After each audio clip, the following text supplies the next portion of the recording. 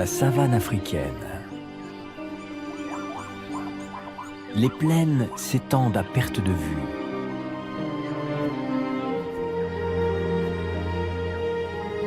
Elles sont peuplées de troupeaux d'animaux sauvages, symbole ultime de ce continent.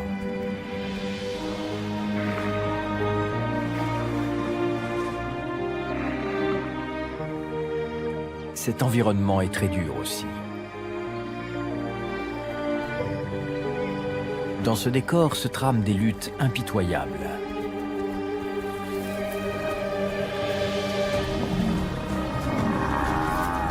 Ici, la survie est une compétition féroce dont seuls les plus forts et les plus ingénieux sortent vainqueurs.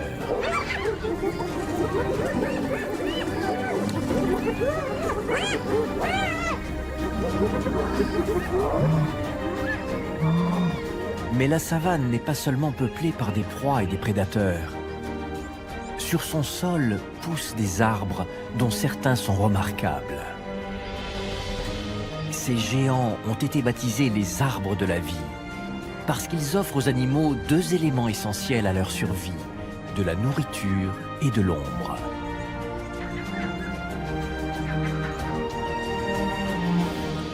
Pour de nombreux animaux, ce géant est essentiel.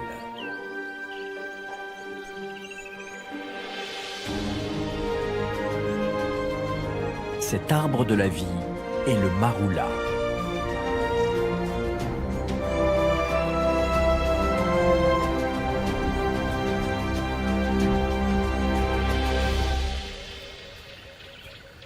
La fin de l'été dans la savane sud-africaine est synonyme d'abondance.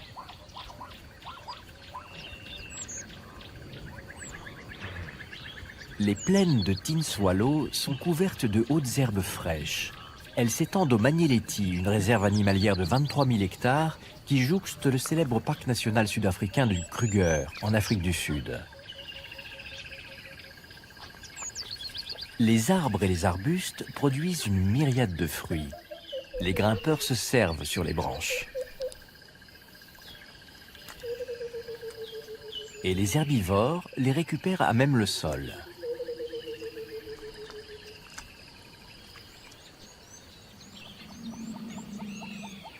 Les grands troupeaux n'ont pas besoin de se déplacer.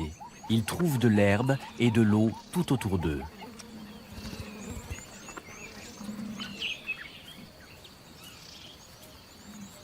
Grâce à la profusion de proies, les prédateurs sont bien nourris. Ils ramènent même des réserves chez eux.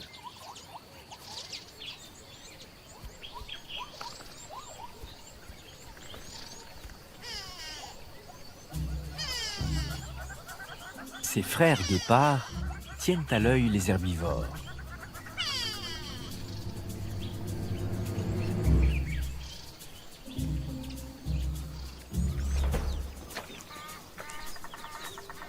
Les jeunes lions de la troupe de Tin Swallow étanchent leur soif grâce aux mares qui se sont formées après les averses estivales.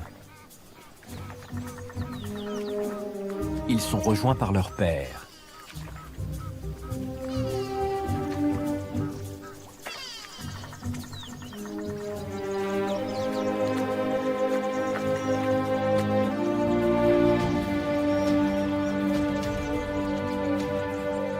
Le léopard patrouille méticuleusement sur son territoire.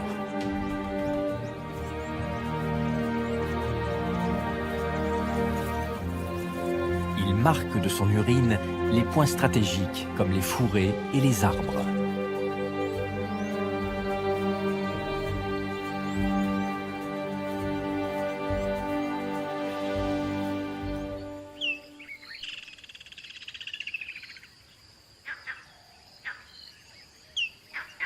Les maroulas ont une couronne de feuilles denses.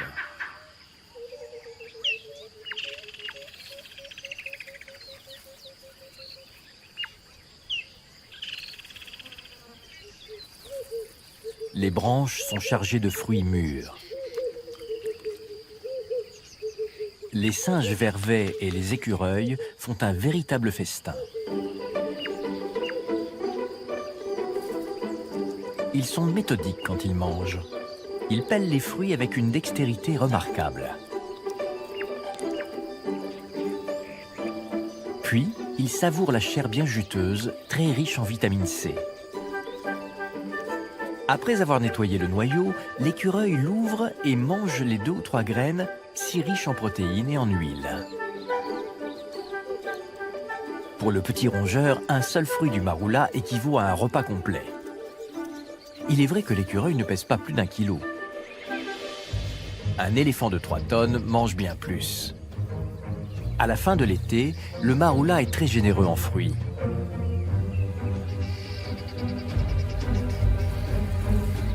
Un seul marula produit 1,5 tonne de fruits par saison, soit près de 90 000 fruits.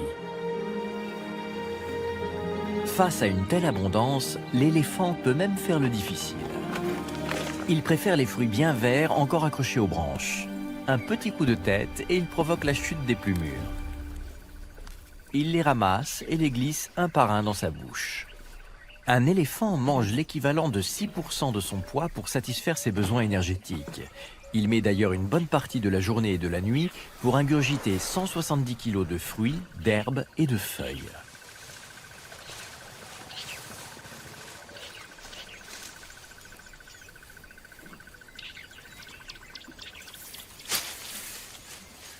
Les animaux de la réserve de Magneleti raffolent des feuilles du marula. Un éléphant se contente de quelques branches. Mais des milliers de chenilles sont capables de dévorer toute la couronne d'un arbre.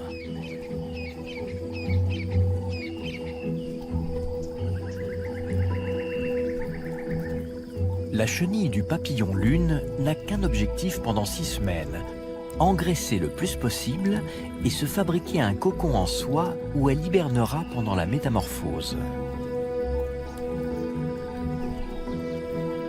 En 1 mois et demi, elle passe de la taille d'une tête d'épingle à une chenille bien dodue de 10 cm de longueur.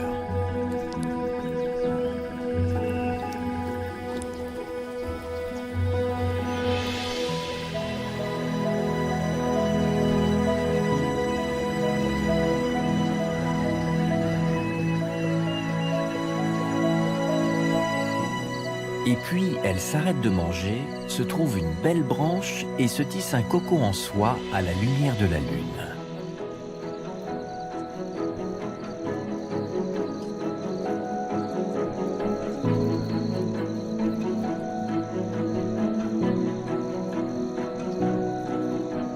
La chenille s'active toute la nuit. Elle tisse une alcôve où elle séjournera tout l'hiver.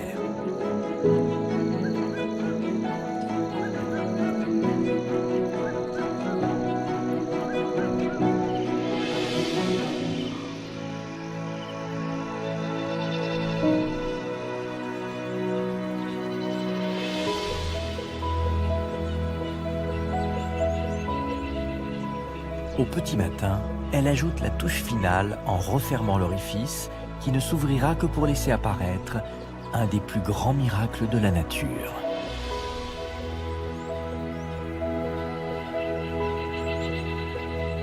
Pendant les mois d'hiver, la chenille se transformera très lentement en un merveilleux papillon, parachevant ainsi une métamorphose stupéfiante.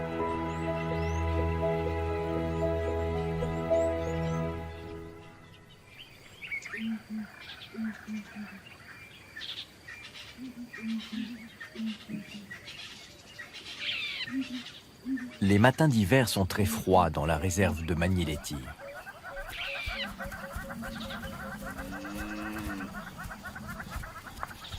Les buffles sont en vadrouille.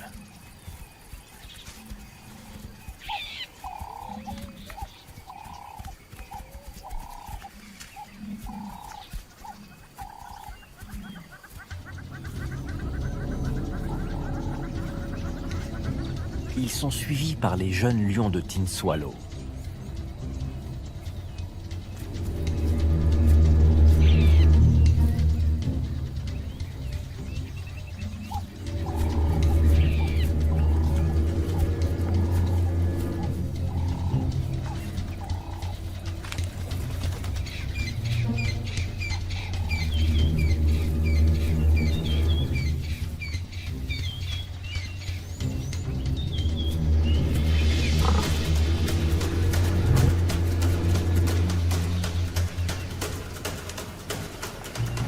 Âgés d'1 an, les félins sont suffisamment forts pour chasser par eux-mêmes.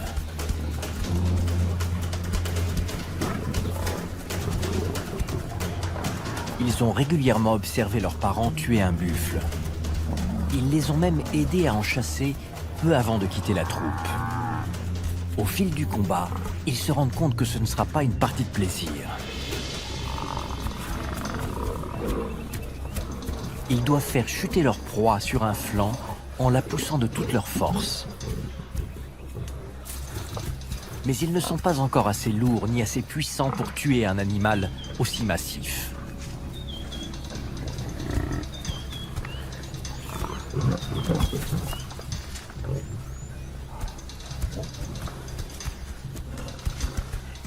Cinq heures plus tard, les jeunes lions abandonnent. Ils sont épuisés.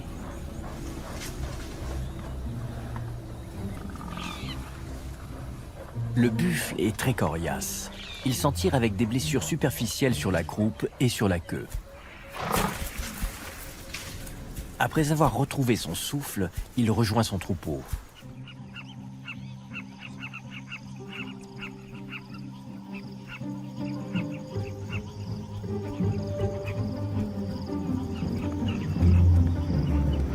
D'innombrables buffles passent du parc Kruger à la réserve de Magnéléty.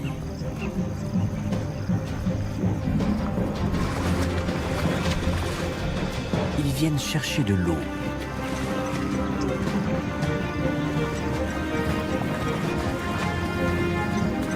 L'hiver assèche les mares qui se sont formées pendant l'été. Seules les vastes étendues d'eau ayant une certaine profondeur perdurent tout l'hiver.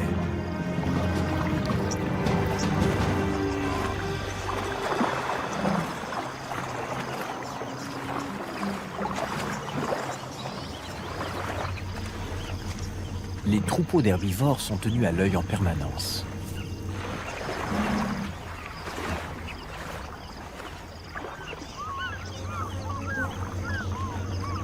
Les félins se concentrent sur les individus isolés, comme une mère et son veau. Ou encore les vieux buffles, plus lents et moins vigilants que les jeunes. L'attaque d'une proie exige des heures d'observation et de préparation. Chaque possibilité est envisagée minutieusement par les félins. Les mâles âgés, étant les plus massifs, ils représentent plus de nourriture. 700 kg de viande contre 500 pour une vache. Mais il est bien plus difficile de tuer un mâle car ils opposent une farouche résistance. Les buffles sont désavantagés dans l'obscurité. La troupe des lions le sait et attend ainsi le crépuscule.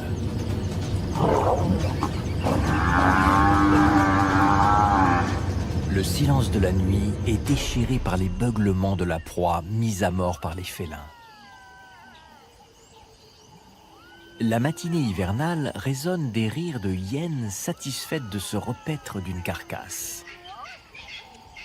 Les oiseaux se réveillent à leur tour. Des vautours africains perchés sur un maroula épient la carcasse de la proie tuée par les lions.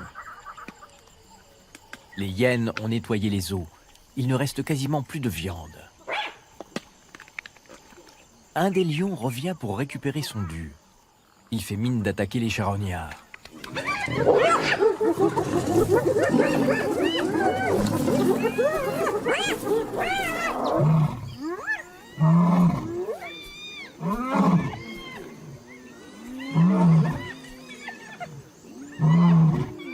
La hyène a de la chance de s'en sortir sans égratignure.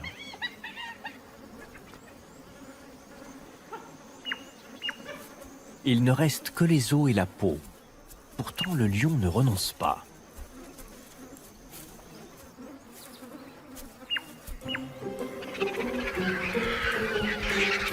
Les hyènes sont parties et seul reste un lion. Les vautours se rapprochent alors.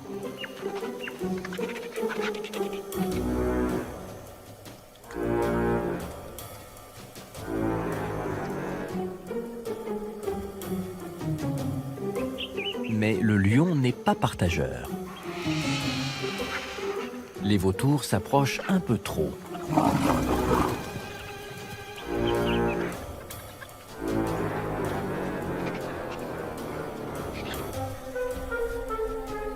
Un chacal noir grappille un morceau de viande sans être vu par le félin.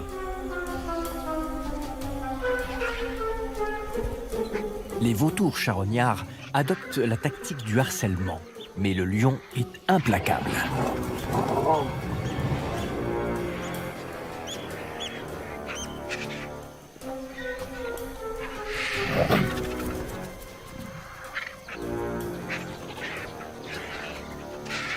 Il griffe le sol où s'est déversé le contenu de l'estomac du buffle. Bien qu'il n'y ait plus rien à manger pour lui, le lion refuse de partir. Le chacal finit par renoncer. Une longue attente commence. Les vautours sont d'une patience à toute épreuve.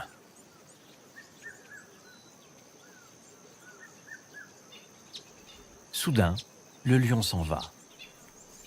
L'heure est venue de patrouiller son territoire, de retrouver sa troupe et de se reposer pendant les heures les plus chaudes de la journée. Les vautours peuvent enfin s'en donner à cœur joie.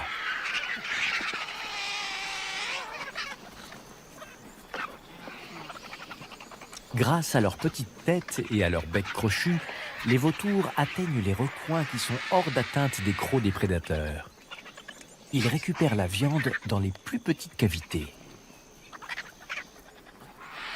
En l'espace de 24 heures, la carcasse du buffle a nourri 5 espèces différentes de carnivores.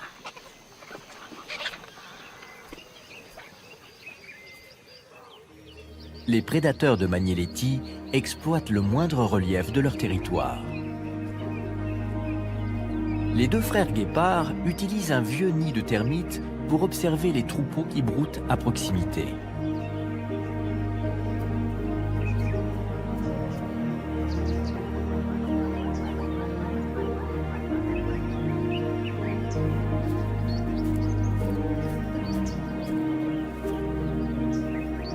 Les vastes plaines herbeuses de Tin Swallow sont un de leurs terrains de chasse favoris.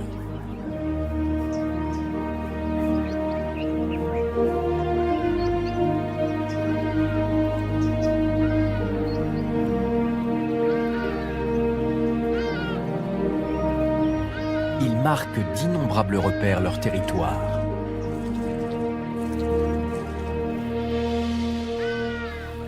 En s'associant, les deux frères félins sont parvenus à défendre un riche territoire.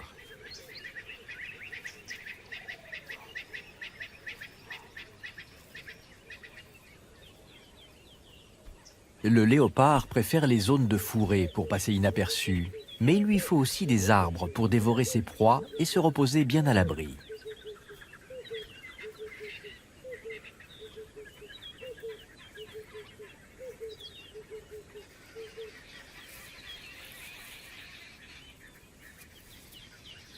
Mais pour l'heure, il ne s'inquiète pas d'être vu.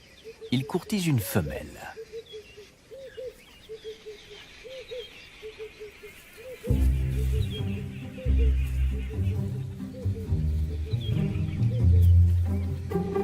Tous deux souhaitent perpétuer la lignée en engendrant des petits en bonne santé.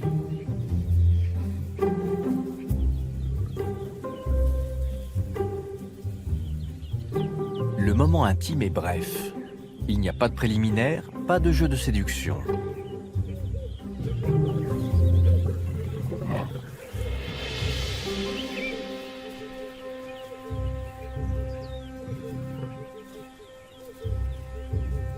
Puis ils repartent, chacun de leur côté.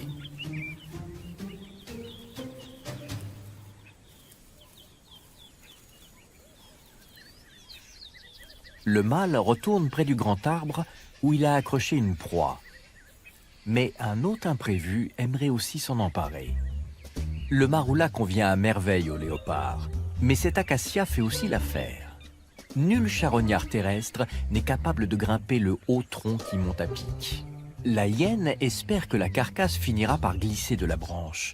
Elle baisse le museau pour renifler des restes et le léopard en profite pour retrouver sa proie. Grâce à des muscles très puissants et de longues griffes, le léopard n'a aucun mal à hisser ses 90 kilos dans l'arbre.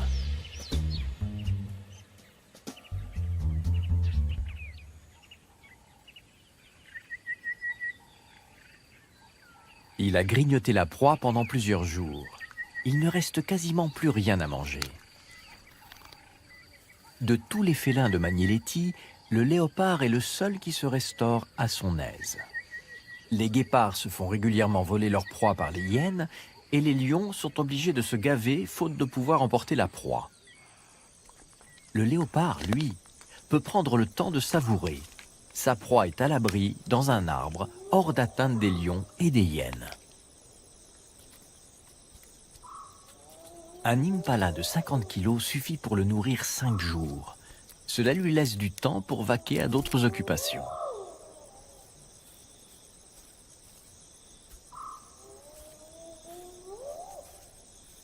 Il n'en a pas fini avec la femelle dont l'odeur plane encore sur son territoire.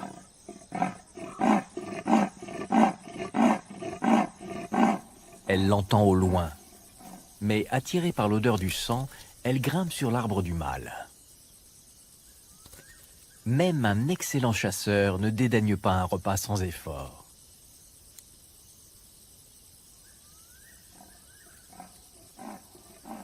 Il ne reste guère de viande sur les os. Après quelques bouchées, la femelle disparaît dans la nuit.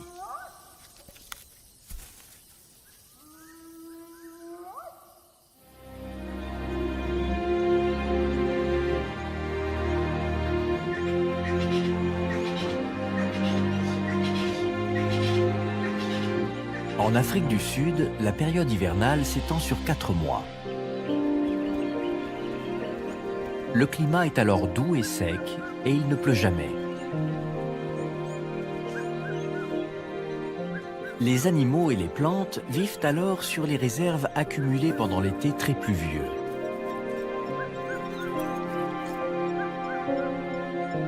Les cours d'eau sont asséchés. La plupart des points d'eau sont des mares de boue.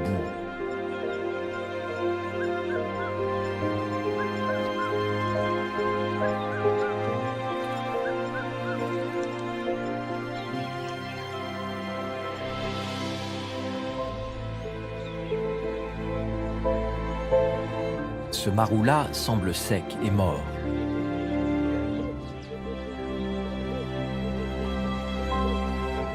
En comparaison avec l'abondance qu'il offre en été, pendant l'hiver, il n'a quasiment plus rien à donner.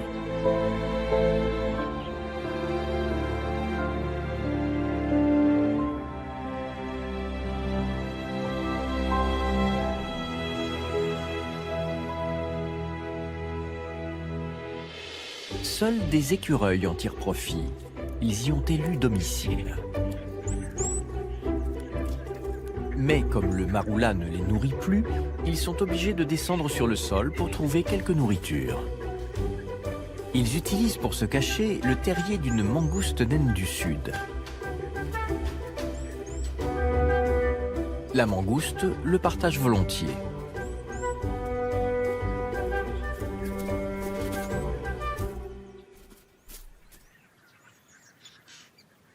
Les branches du maroula surplombent des fourrés qui ont suffisamment de réserve pour rester verts toute l'année.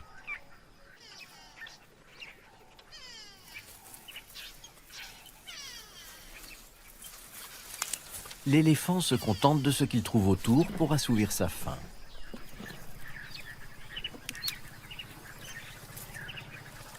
Comme ces petites branches portant de vieilles feuilles, ou ces herbes sèches qui sont très peu nourrissantes. Il consomme tout ce que son système digestif rapide peut extraire de nutriments.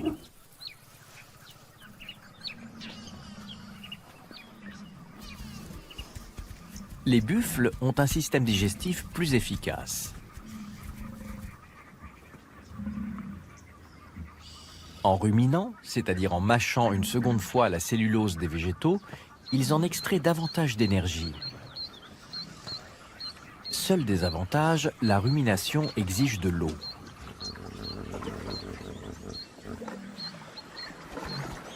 Le plus grand point d'eau de Magnélétie ne s'assèche jamais.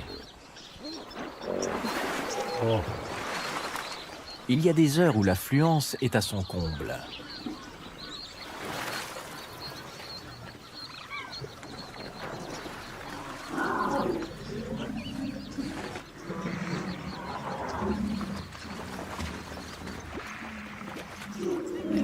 Les crocodiles, eux, sortent rarement de l'eau. Et les visiteurs ne restent jamais longtemps, ils viennent juste étancher leur soif. La routine des buffles est réglée comme une horloge. Ils préfèrent boire 2 fois par jour, le matin et l'après-midi. Le chaos que cela génère est bien plus maîtrisé qu'il n'y paraît, et ainsi chacun d'eux a bien le temps de se désaltérer. Mais l'un d'eux ne repartira pas. Les prédateurs ne sont pas les seules causes de mort ici. Les herbivores meurent aussi de maladies et de vieillesse. La mort du buffle ne passe pas inaperçue. En effet, son troupeau était épié par la troupe des lions de Tin Swallow.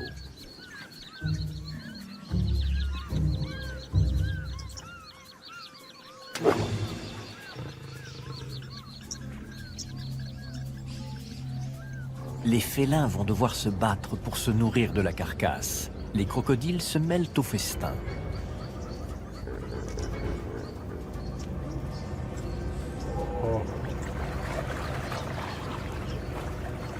Ils arrachent des morceaux de viande sous l'eau et les avalent en surface.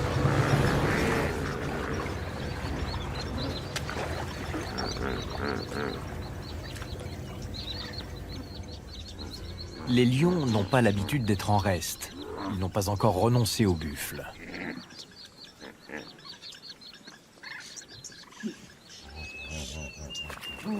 Mais ce point d'eau est le territoire des crocodiles. Les reptiles ont toute la soirée et la nuit pour se nourrir.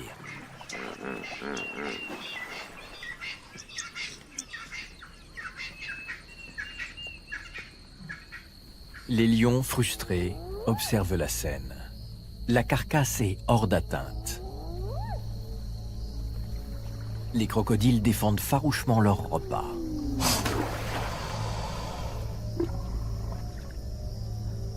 Cette lionne étudie les options qui s'offrent à elle. Elle est tenaillée par la faim. Elle se tourne vers un nouvel arrivant.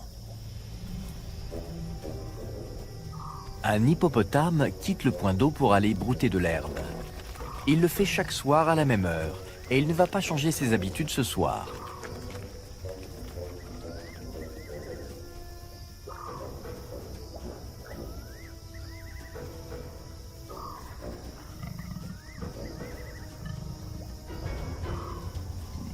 Il fait mine de fuir, puis il fait volte-face pour tenter de décourager la lionne de l'attaquer. Le grand lion retourne au bord de l'eau. Mais il fait tellement sombre qu'il est incapable de repérer les crocodiles, alors qu'ils sont certainement nombreux. Les lions sont finalement contraints de renoncer à ce repas.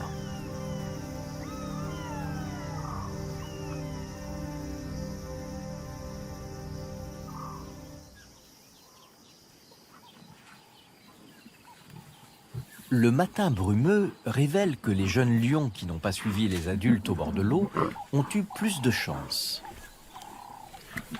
Avec l'aide de leur mère, ils ont abattu un jeune buffle, leur première mise à mort. Mais le repas est bientôt troublé par des intrus.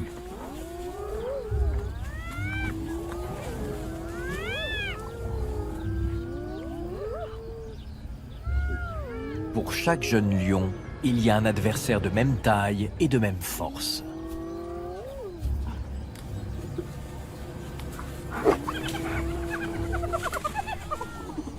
Les hyènes se mettent à harceler les félins. Elles savent que les grands lions ne sont pas présents. La lionne est la seule à savoir se défendre. Les jeunes lions manquent d'expérience pour se battre. La lionne passe sa fureur sur le seul animal qui a peur d'elle. La pression devient trop forte. Face à la troupe de hyènes, les lions s'avouent vaincus et abandonnent leur proie aux charognards.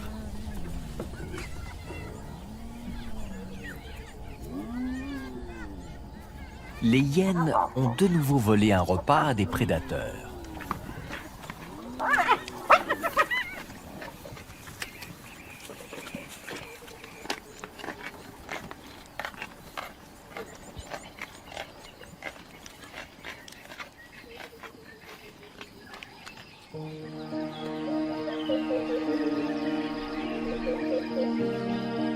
Pour le maroula, le printemps arrive juste avant la saison des pluies. Son système racinaire très étendu stocke de l'eau et des nutriments pour subsister pendant l'hiver aride. Le maroula utilise ses réserves pour fleurir.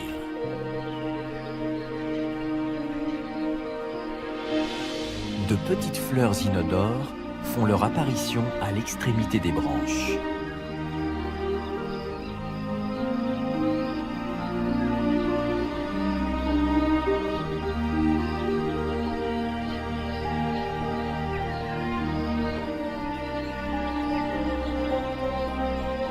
Ces inflorescences discrètes attirent de petits insectes qui transfèrent le pollen des arbres mâles aux arbres femelles.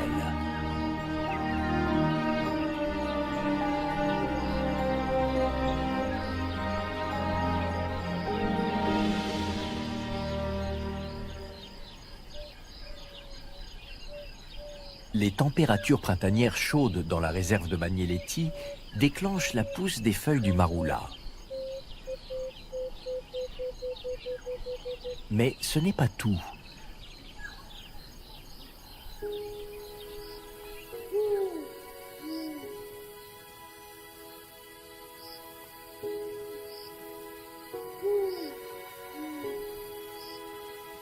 Un faible bruissement émane des cocons.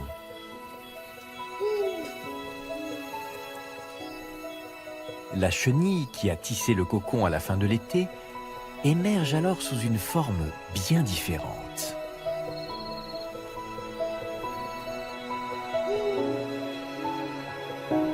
Le corps duveteux a du mal à sécher sous la lune.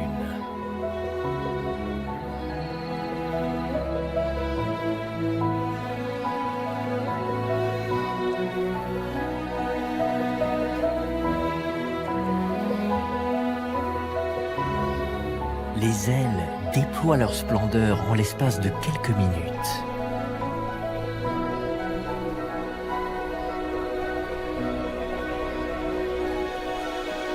Puis les ailes se déplient dans leur largeur, révélant la beauté délicate du grand papillon lune. Ce papillon de nuit n'a pas de cavité buccale pour se nourrir. Sa seule fonction est de s'accoupler et de pondre des centaines d'œufs avant de mourir, et après avoir épuisé l'ensemble de ses réserves. Le mâle est pourvu de 2 antennes plumeuses qui interceptent les phéromones émises par des femelles à 100 mètres de distance. Les femelles attendent patiemment qu'un mâle les rejoigne. Après l'accouplement, la femelle quitte la branche sur laquelle se trouvait son cocon pour trouver un site idéal et pondre ses œufs. Une femelle peut vivre 10 jours sans manger. Le mâle, lui, meurt une fois l'accouplement accompli. Ce papillon est parfaitement camouflé dans les feuillages. Ses ailes vertes sont semblables aux feuilles du maroula. Les prolongations de ses ailes postérieures ressemblent à des tiges.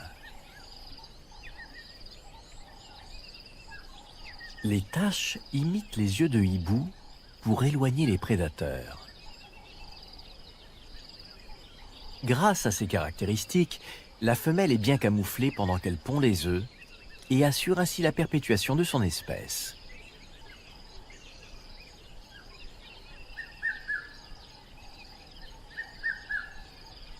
Elle a rempli sa mission.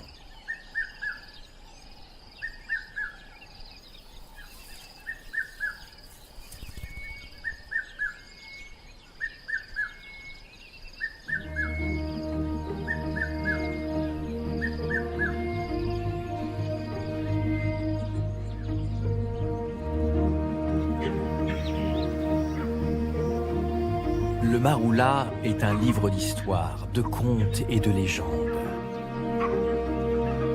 Il fait partie de la vie de l'homme depuis 12 000 ans, offrant non seulement de la nourriture, mais aussi des remèdes médicaux. Quant aux fruits, ils servent à produire une liqueur traditionnelle très appréciée.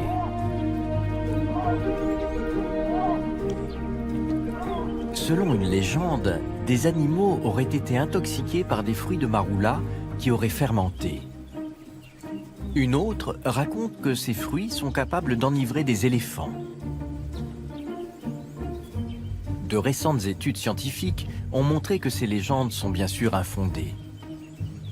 Un éléphant devrait ingurgiter d'immenses quantités de fruits ayant fermenté sous le soleil pendant au moins 3 jours pour que la teneur en alcool soit suffisamment élevée pour l'enivrer. Mais l'éléphant préfère les fruits frais, encore accrochés à l'arbre. Il dédaigne ceux qui jonchent le sol.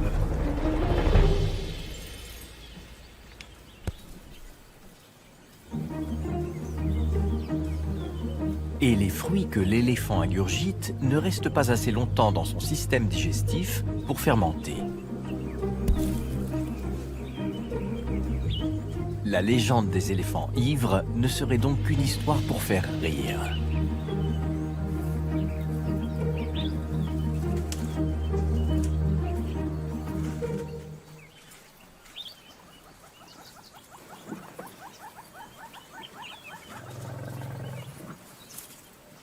Avec son système digestif peu performant, l'éléphant doit ingurgiter d'immenses quantités de nourriture pour pouvoir assimiler suffisamment de nutriments.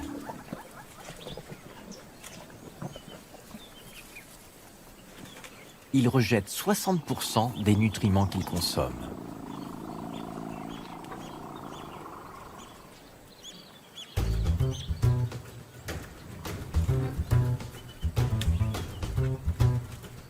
Les bousiers sont des scarabées qui utilisent l'herbe mal digérée pour faire une pelote.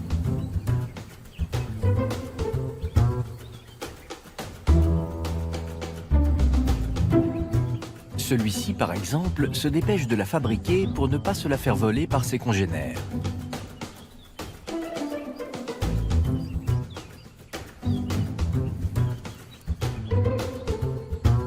Mais avant de pouvoir partir, il doit trouver la position idéale.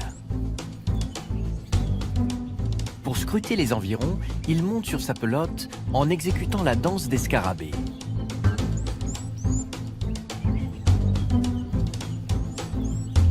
Puis, il choisit une direction et part en ligne droite pour s'éloigner au plus vite de la pile d'excréments et de ses congénères.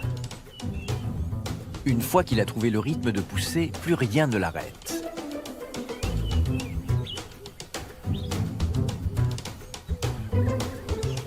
Le bousier est le plus fort de tous les insectes.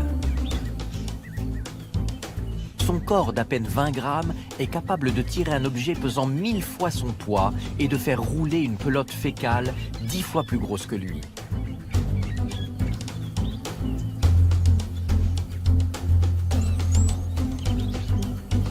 Dès qu'il trouve une surface de sable, il enterre la pelote. Elle est enfin à l'abri. La pelote sera ensuite consommée lentement ou utilisée comme nid par une femelle qui pondra un œuf unique dans une cavité qu'elle aura elle-même façonnée.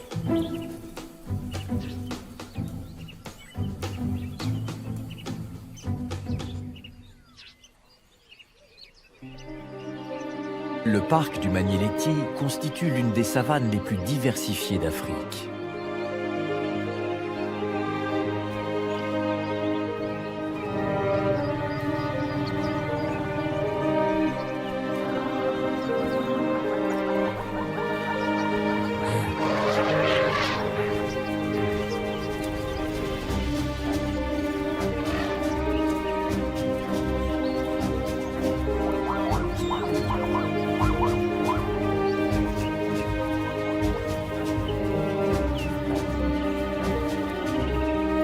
Cet écrin sauvage est rythmé par les jeux de vie et de mort de la nature.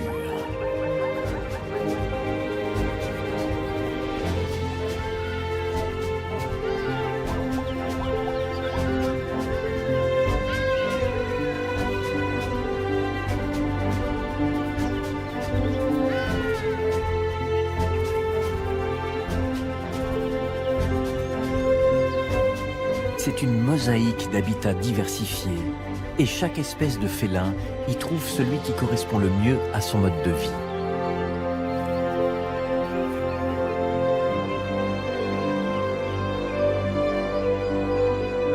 c'est aussi un pays d'abondance. Il offre tout ce dont un herbivore a besoin.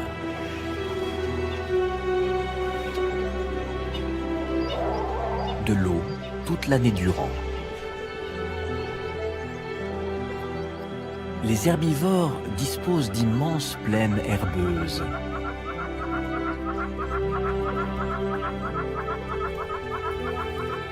Et d'une formidable variété d'arbres et d'arbustes.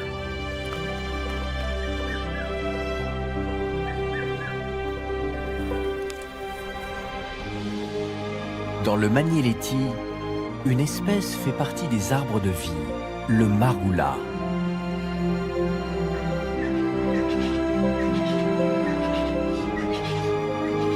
Dans les immenses savanes, c'est un arbre providentiel. Il nourrit d'innombrables herbivores, ainsi que des insectes.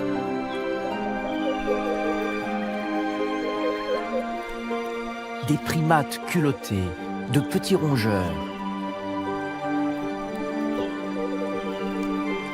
Et quantité d'antilopes gracieuses. Sans oublier le plus grand mammifère terrestre.